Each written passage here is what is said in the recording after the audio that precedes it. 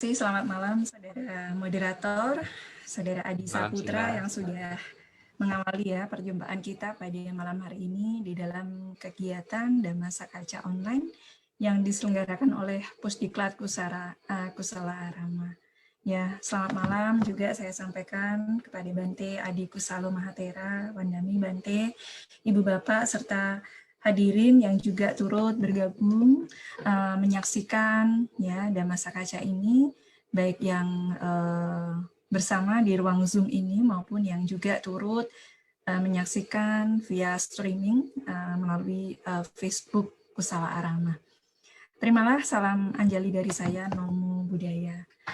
Ya baik, seperti yang tadi sudah disampaikan oleh Saudara Adi ya, bahwa malam hari ini saya akan membahas topik yang terdapat di dalam kitab suci Majjhima Nikaya, tepatnya Sutta ke-19 yang berjudul ya Dveda Vitakka Sutta. Ya, Dveda Vitakka Sutta. Jadi sutta ini sebenarnya membahas ya tentang dua jenis pikiran, dua kelompok pikiran sebenarnya tepatnya ya. Serta beberapa hal yang patut atau yang bisa kita praktikkan ya dalam kehidupan sehari-hari ya melalui teladan yang dijelaskan dalam sutta ini. Karena sebagian besar orang masih ya banyak sekali pertanyaan-pertanyaan ya, baik itu umat Buddha maupun mereka yang non-Buddhis ya, dalam hal bagaimana sih sebenarnya ketika kita menghadapi berbagai macam pikiran ya yang muncul di dalam diri kita. Nah, kalau kita mempelajari sutta ini kita akan mendapatkan jawaban yang tertulis berdasarkan literasi atau literatur yang dapat kita pelajari dan merupakan sutta khotbah dari Sang Buddha ya. Nah, saya akan membagikan screen di sini. Apakah saya sudah dijadikan co-host ya? Mohon bantuannya ya dari moderator atau bagian Ya, yang sudah Sila. sudah Jadi ya, co-host. baik. Terima kasih. Ya, baik. Saya akan membagikan screen saya.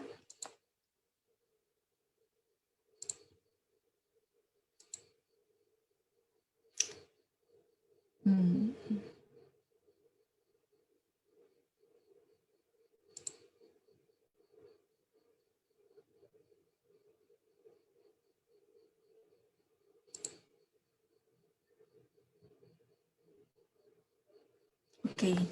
Ya, semoga sudah nampak ya di layar. Apakah sudah bisa terlihat gambarnya?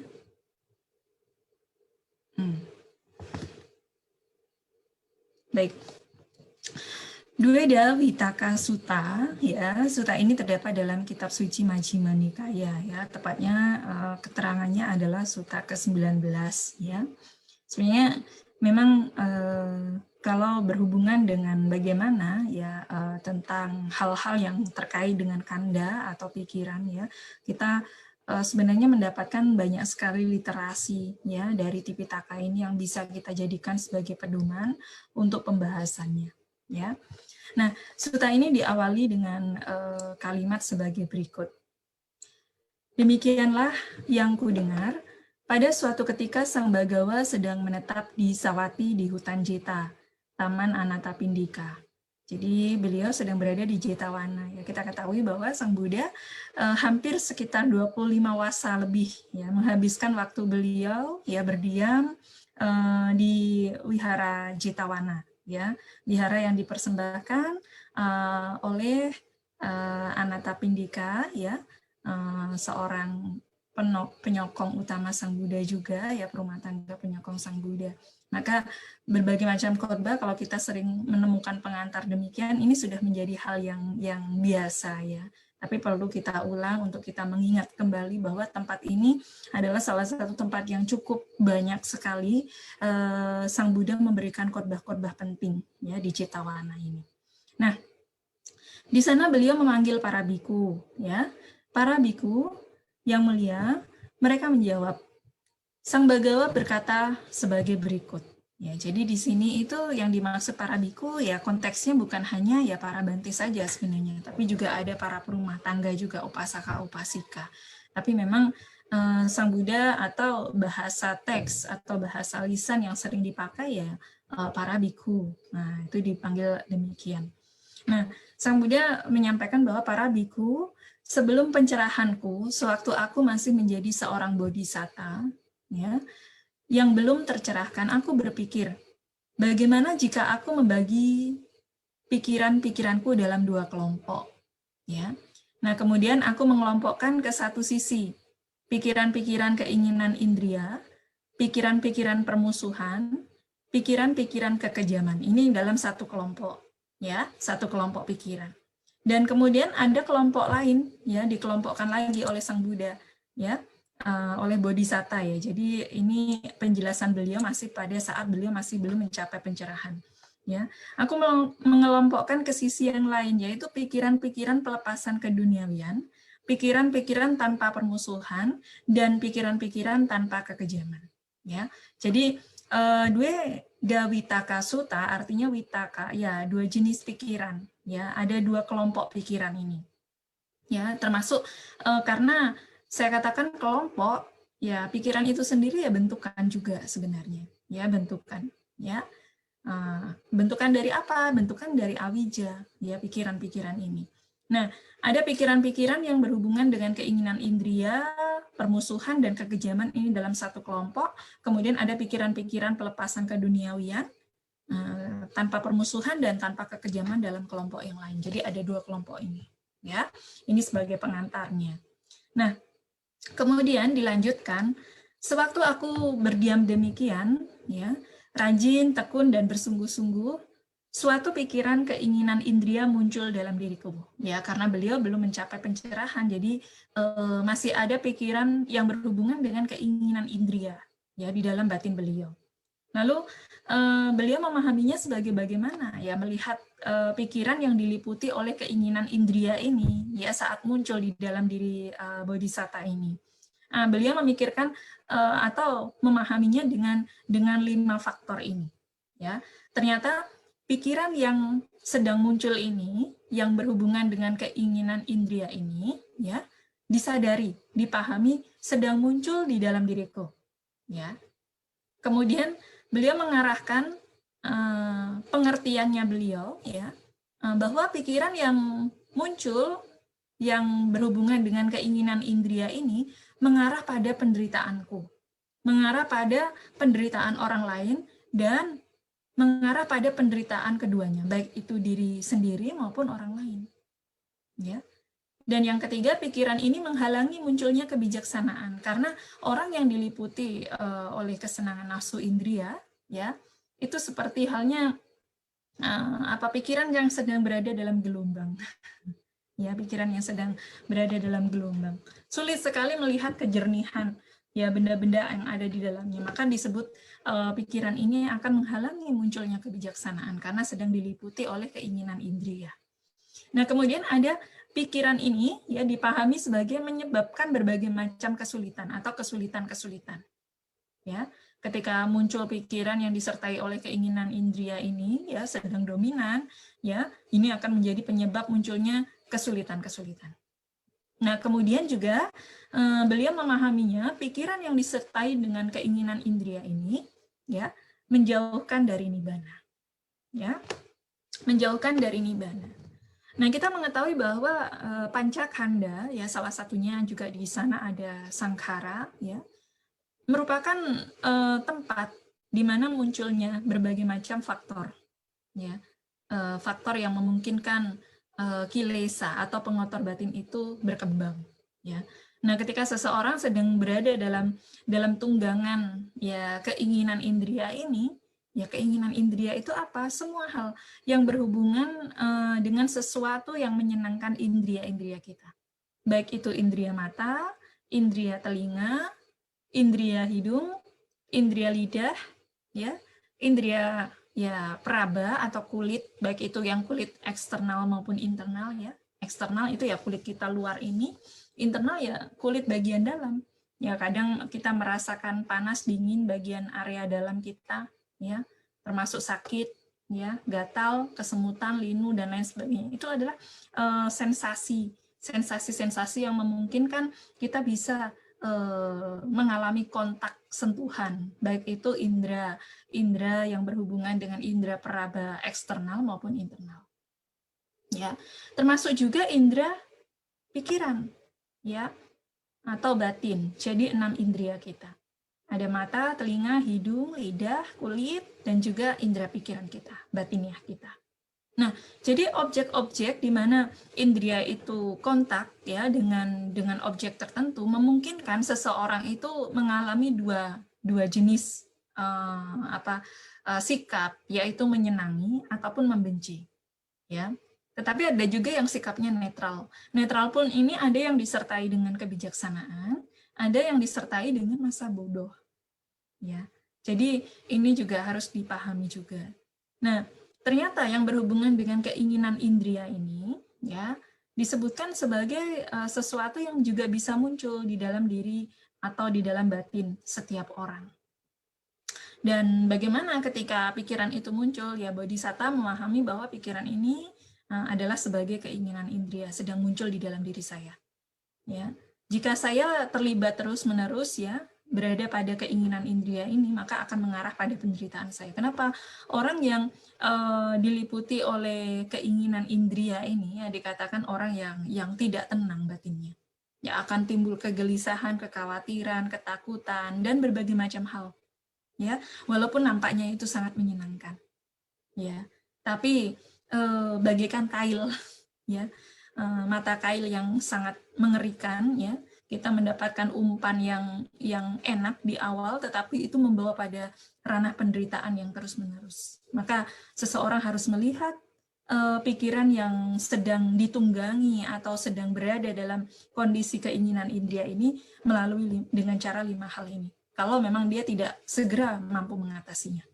Ya, dilihat sebagai disadari kemunculannya sedang berada dalam kondisi keinginan indria, kemudian direnungkan juga bahwa kondisi ini bisa mengarah pada penderitaan, ya, baik itu diri sendiri maupun orang lain maupun keduanya, dan pikiran itu bisa menghalangi kebijaksanaan, ya, menyebabkan kesulitan-kesulitan dan menjauhkan diri dari nibbana. Ini bukan adalah pikiran membenci, bukan membenci keinginan indria, tapi perenungan yang mengarahkan diri kita untuk memahami sifat dan karakteristik bagaimana mengatasi munculnya keinginan indria di dalam pikiran kita. Ya, nah dilanjutkan dengan kalimat berikutnya, yaitu ketika aku merenungkan ini mengarah pada penderitaanku, maka pikiran itu menjadi reda, ya, mereda di dalam diriku. Ketika aku merenungkan ini mengarah pada penderitaan orang lain, pikiran itu juga menjadi reda. Ketika aku merenungkan ini mengarah pada penderitaan keduanya, maka pikiran itu juga mereda di dalam diriku. Ya, ketika aku merenungkan pikiran ini menghalangi kebijaksanaan, menyebabkan kesulitan-kesulitan dan menjauhkan dari nibbana, maka pikiran itu juga mereda di dalam diriku. Nah, kapanpun pikiran keinginan indria muncul di dalam diriku, aku meninggalkannya, melenyapkannya, dan mengusirnya. Artinya, cara mengatasinya adalah dengan 5 tahapan ini, 5 hal ini.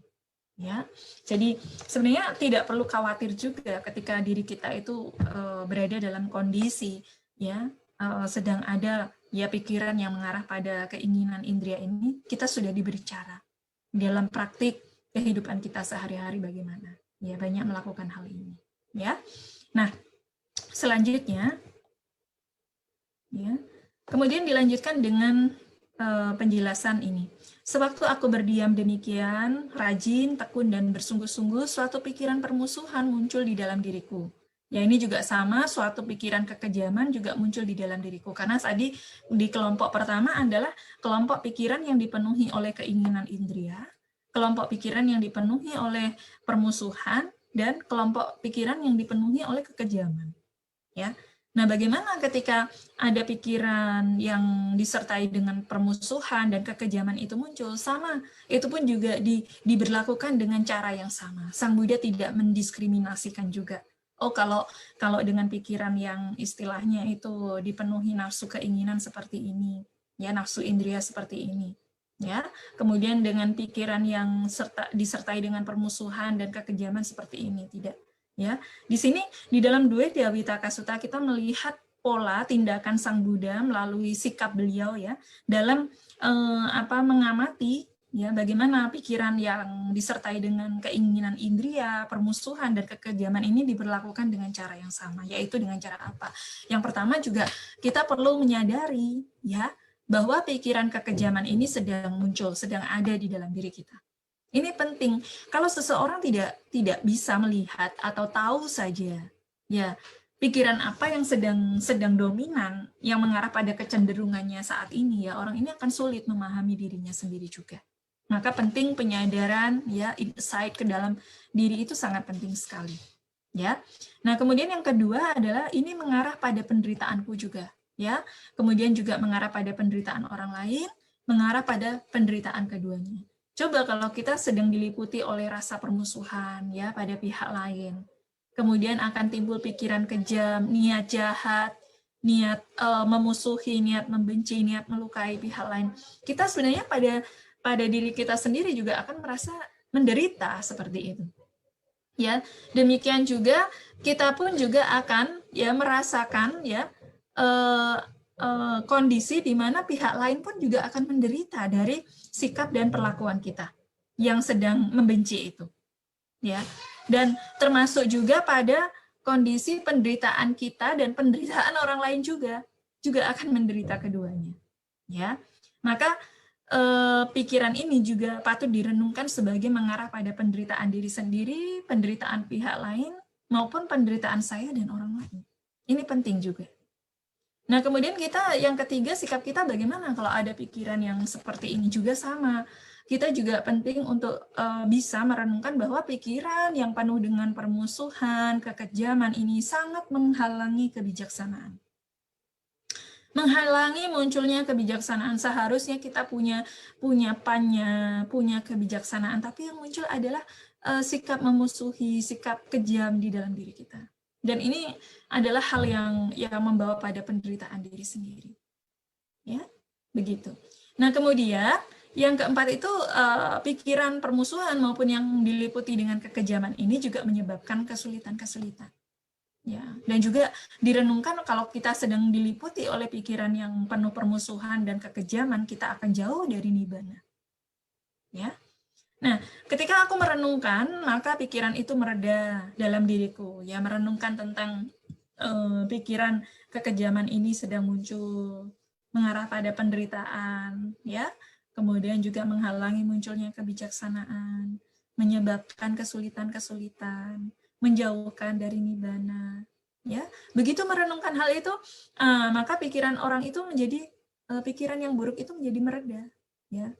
Nah, kapanpun pikiran kejam muncul, beliau meninggalkannya, melenyapkannya, dan mengusirnya dengan 5 hal ini, dengan 5 cara ini. Ya, nah demikian. Ini uraian yang terkait dengan kelompok pikiran pertama. Nah, kemudian ya selanjutnya ya para biku ya apapun yang kita pikirkan dan renungkan oleh seorang biku, maka itu akan menjadi kecenderungan pikirannya. Jadi apapun yang dipikirkan ya oleh seorang biku itu akan menjadi kecenderungan pikirannya. Jadi di sini bukan hanya seorang biku, sebenarnya ya termasuk kita semua ya. Karena pancakanda ini ya bukan milik para biku saja, tapi kita pun juga pikiran bekerja ini keberadaannya ya bekerja sesuai dengan apa yang muncul atau punya kecenderungan apa di dalam diri kita. Ya, jika ia sering memikirkan dan merenungkan pikiran-pikiran keinginan indria, maka ia telah meninggalkan pikiran pelepasan keduniawian dan mengembangkan pikiran keinginan indria. Dan kemudian pikirannya condong pada pikiran keinginan indria. Karena lebih dominan yang menguasai pikirannya, yang menunggangi pikirannya ini adalah pikiran yang disertai dengan keinginan indria, kesenangan indria. Ya. Jadi untuk mengarah pada pikiran kelompok kedua yang berhubungan dengan pelepasan keduniawian itu tidak akan mungkin muncul begitu. Saat seseorang dikuasai oleh pikiran yang dipenuhi dengan keinginan indria ini. Ya. Nah, demikian juga jika ia sering memikirkan dan merenungkan pikiran permusuhan, ya, pikiran kekejaman, maka ia telah meninggalkan pikiran tanpa kekejaman dan mengembangkan pikiran kekejaman. Dan kemudian pikirannya condong pada apa? Pada kekejaman dan permusuhan juga. ya. Maka harus hati-hati. Kalau kita sering ya yang kita munculkan permusuhan, kekejaman, itu yang akan menguasai, punya kecenderungan diri kita. Dan itu akan membentuk perilaku, ucapan, ya tindakan kita. Ya seperti itu. Maka harus hati-hati Ibu Bapak ya terhadap kemunculan pikiran apa yang sedang muncul di dalam diri kita patut segera menyadarinya. Dan juga merenungkan berbagai macam hal sesuai yang tadi sudah dijelaskan. Ya, begitu. Nah, kemudian bagaikan pada bulan terakhir musim hujan, ya pada musim gugur ketika panen berlimpah, seorang pengembala sapi menjaga sapi-sapinya dengan secara terus-menerus, menepuk dan menyodok sapi-sapinya dengan tongkat untuk mengawasi dan mengekang sapi-sapi itu. Mengapakah itu perlu dilakukan ya maksudnya? Karena ia melihat bahwa ia akan dicambuk, ya dikurung, dihukum atau disalahkan jika ia membiarkan sapi-sapi itu berkeliaran ke dalam wilayah panen. Ya, jadi seorang gembala itu akan berusaha menjaga sapi-sapinya supaya tidak merusak ya wilayah tempat di mana panen itu sedang berlangsung. Karena kalau tidak ya pasti akan dibenci orang, akan tidak disenangi orang, akan dicambuk, dikurung, bahkan juga mendapatkan sebuah hukuman. Ya. Demikian pula aku melihat bahaya. Ya, Sang Buddha melihat bahaya, melihat kemunduran dan melihat kotoran dalam kondisi-kondisi yang tidak bermanfaat. Dan berkah pelepasan keduniawian, aspek permurnian dalam kondisi-kondisi yang bermanfaat. Jadi apa? Sang Buddha melihat bahaya, kemunduran, dan kotoran dalam kondisi-kondisi yang tidak bermanfaat apa? Ya pikiran yang diliputi oleh nafsu keinginan indria tadi, ya permusuhan dan kekejaman tadi. Tapi Sang Buddha melihat berkah dari aspek apa? Pikiran yang diliputi oleh pelepasan keduniawian. Sang Buddha melihat berkah dan aspek pemurnian dari kondisi-kondisi bermanfaat dari pikiran tanpa permusuhan dan tanpa kekejaman. Ya. Sehingga seperti perumpamaan tadi, ya, supaya tidak mendapatkan hukuman, bahaya, cambuk, kurung, dan lain sebagainya, ya kita harus waspada, menjaga. Ya pikiran kita ini seperti sapi-sapi liar yang harus diarahkan, ya seperti itu. Itu penjelasannya. Nah, kemudian dilanjutkan dengan penjelasan berikutnya. Sewaktu aku berdiam, demikian rajin, tekun, dan bersungguh-sungguh, suatu pikiran pelepasan keduniawian muncul di dalam diriku. Nah, ini kebalikannya dalam kelompok pikiran yang kedua, ya, pikiran yang dileputi oleh pelepasan keduniawian tanpa permusuhan dan tanpa kekejaman. Nah, bagaimana sikap Sang Buddha dalam melihat pikiran ini? Nah, Sang Buddha dikatakan dalam melihat ketika muncul pikiran pelepasan keduniawian, apa yang beliau lakukan? Yang pertama, pikiran pelepasan keduniawian ini telah muncul di dalam diriku, disadari, ya, diamati pikiran itu. Ya, kemudian pikiran ini tidak mengarah pada penderitaanku atau pada penderitaan orang lain atau pada penderitaan keduanya. Ya, kemudian pikiran ini ya mendukung pada munculnya kebijaksanaan. Kemudian pikiran ini juga tidak menyebabkan kesulitan-kesulitan. Ya, dan pikiran ini menuntun menuju pada kepadaman atau nibbana. Ya. Jadi ini kebalikannya dalam melihat merenungkan pikiran-pikiran yang sedang muncul yang berhubungan dengan pikiran pelepasan keduniawian.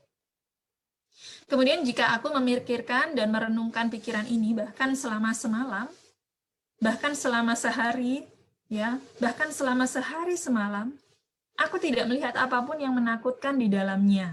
Tetapi dengan terlalu memikirkan dan merenungkan, maka aku dapat melelahkan tubuhku. Dan jika tubuhku lelah, pikiran menjadi terganggu.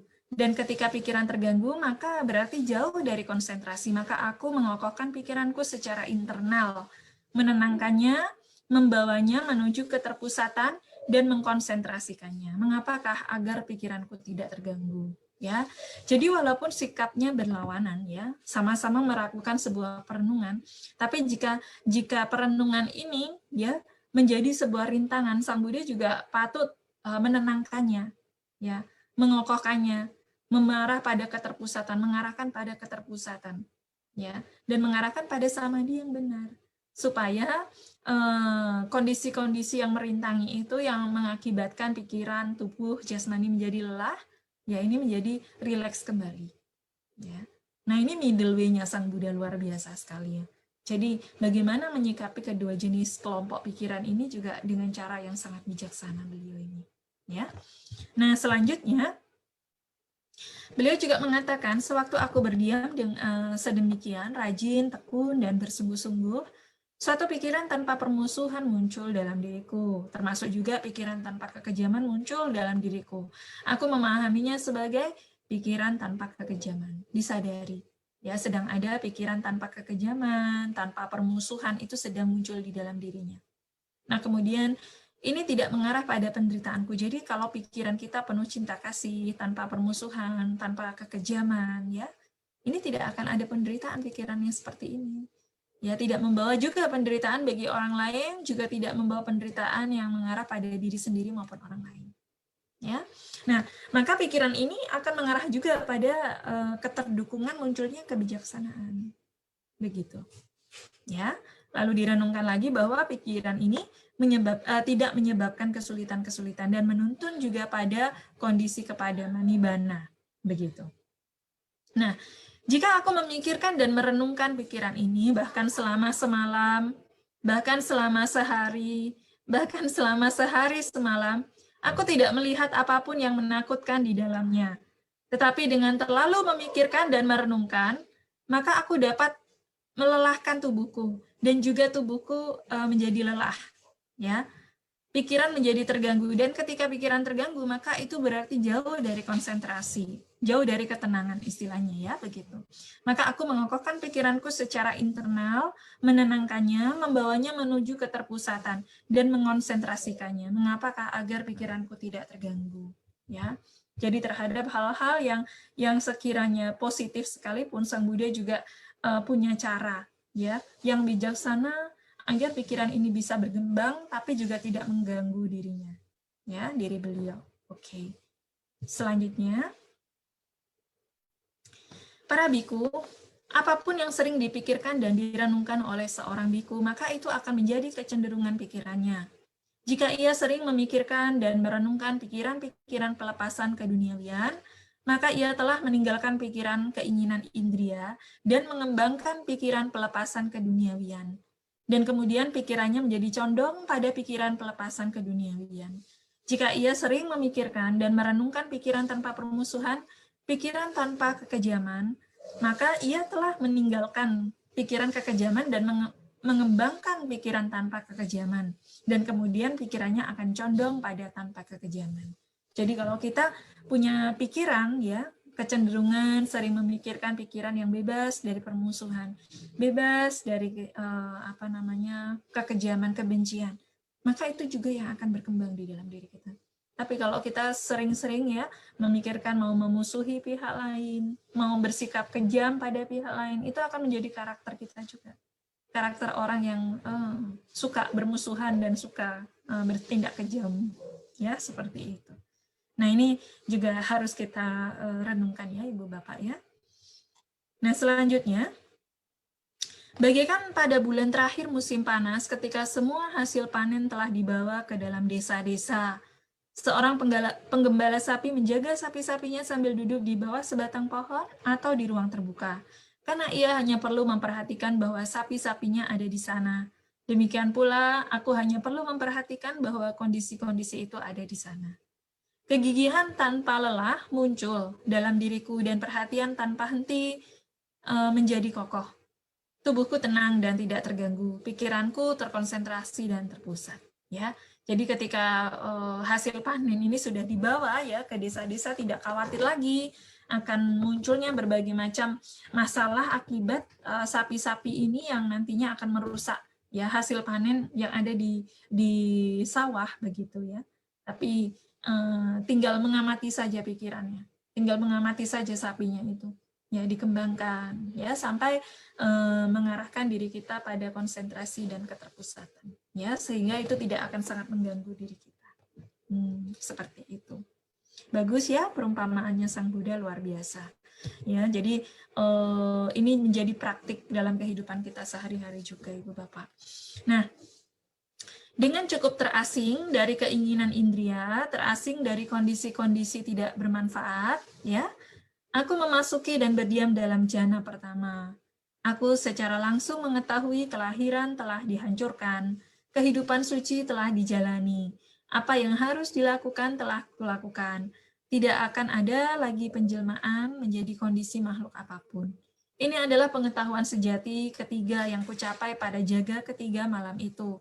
Ketidaktahuan tersingkir dan pengetahuan sejati muncul. Kegelapan tersingkir dan cahaya muncul. Seperti yang terjadi dalam diri seseorang yang berdiam dengan tekun, rajin dan bersungguh-sungguh. Nah, Ibu Bapak bisa memahami sebenarnya dari suta ini saja seseorang jika mau mengaplikasikan ya praktik dalam kehidupannya sehari-hari ya, mereka akan mengarahkan pada akibat ya sebuah ketenangan batin yang mendalam. Dan bahkan jika mereka pun juga mengembangkan hal ini di dalam kehidupan mereka, ya mereka tidak menutup kemungkinan untuk bisa mencapai kondisi jana dan bahkan ya pencapaian nibbana itu. Ya, jadi bukan sesuatu yang sulit sekali kalau kita memang mengarahkan pikiran kita. Segala sesuatu di luar diri kita memang uncontrolled, ya kita tidak bisa mengendalikan itu, ya. Tapi pikiran kita ini bisa diarahkan. Seperti halnya kalau di dalam Dhammapada itu seorang pembuat saluran air ya mengarahkan ya air ya dengan membuat saluran itu. Ya seorang pembuat panah ya mengarahkan anak panahnya.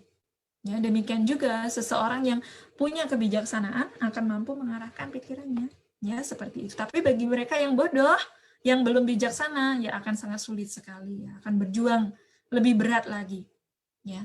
Nah, kita sudah mendapatkan manfaat ya dari ajaran para bijaksana, maka setidaknya ya kita bisa mendapatkan wawasan ini untuk praktik ya sebagai pedoman praktik kita dalam kehidupan sehari-hari. Nah, kemudian dilanjutkan dengan kalimat ini. Misalkan para biku bahwa di dalam sebuah hutan terdapat rawa-rawa yang luas di dekat sekumpulan rusa yang menetap di sana. Kemudian seorang datang menginginkan kehancuran, bahaya, dan belenggu bagi rusa-rusa itu. Dan ia menutup jalan yang baik dan aman yang mengarah menuju kebahagiaan rusa-rusa itu. Dan ia membuka jalan palsu, dan ia meletakkan umpan, serta memasang benda-benda tiruan sehingga kumpulan rusa itu akan mengalami bencana, malapetaka, dan kehancuran. Tetapi seorang lainnya datang menginginkan kebaikan, kesejahteraan, dan perlindungan bagi rusa-rusa itu. Dan ia membuka kembali jalan yang baik dan aman yang mengarah menuju kebahagiaan rusa-rusa itu. Serta menutup jalan palsu ya, dan membuang umpan serta menghancurkan benda-benda tiruan sehingga kumpulan rusa itu dapat berkembang, bertambah, dan berlimpah. Nah, apa maksudnya perumpamaan ini, Ibu Bapak? Nah, ini dijelaskan ya dalam sutta ini. Para biku, aku memberikan perumpamaan ini untuk menyampaikan maknanya. Maknanya adalah sebagai berikut. Rawa-rawa yang luas adalah sebutan bagi kenikmatan indria. Sekumpulan rusa adalah sebutan bagi makhluk-makhluk. Seseorang yang datang menginginkan kehancuran, bahaya, dan belenggu adalah sebutan bagi mara si jahat. Jalan palsu adalah sebutan bagi jalan salah berunsur 8, yaitu pandangan salah, kehendak salah atau pikiran salah ya di sini ya, ucapan salah, perbuatan salah, penghidupan salah, usaha yang salah, perhatian yang salah, dan konsentrasi yang salah. Umpan adalah sebutan bagi kenikmatan dan nafsu. Benda-benda tiruan adalah sebutan bagi ketidaktahuan. Seorang lainnya yang datang menginginkan kebaikan, kesejahteraan, dan perlindungan adalah sebutan bagi sang Tathagata yang sempurna dan tercerahkan sempurna, yang membukakan jalan istilahnya tadi ya perumpamaannya. Kemudian jalan yang baik dan aman yang mengarah menuju kebahagiaan rusa-rusa itu adalah sebutan bagi jalan mulia berunsur 8, yaitu pandangan benar, kehendak benar atau pikiran benar, ucapan benar, perbuatan benar, penghidupan benar, usaha benar, perhatian benar, dan konsentrasi benar. Nah, inilah makna dari perumpamaan yang tadi dijelaskan, ya, perumpamaan rawa-rawa dan sekumpulan rusa, ya. dan orang yang ingin menghancurkan ya rusa-rusa itu dengan menutup jalan yang baik ya serta membuka jalan yang palsu, memberikan umpan dan benda-benda tiruan agar ya rusa-rusa ini istilahnya itu tertipu ya menjadi tidak selamat ya, marah karena ada marah ini.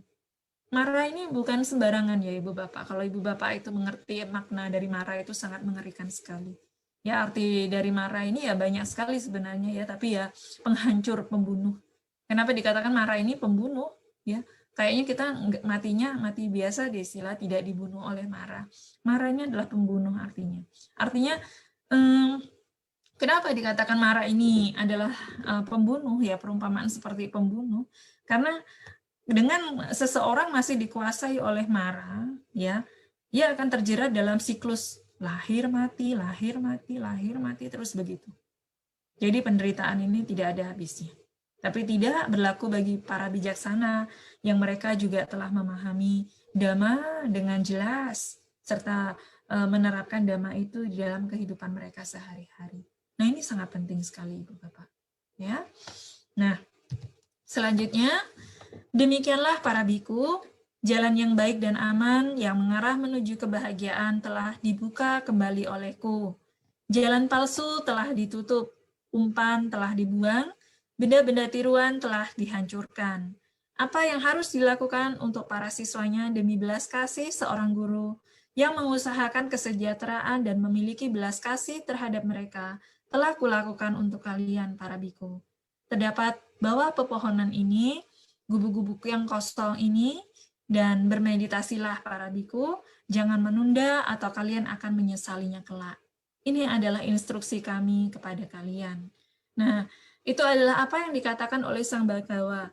Ya, para biku merasa berpuas hati dan bergembira mendengar kata-kata Sang Bhagawa. Ini adalah kalimat penutup di dalam Sutta Dweda Wittaka Sutta yang terdapat di dalam Majjhima Nikaya ini.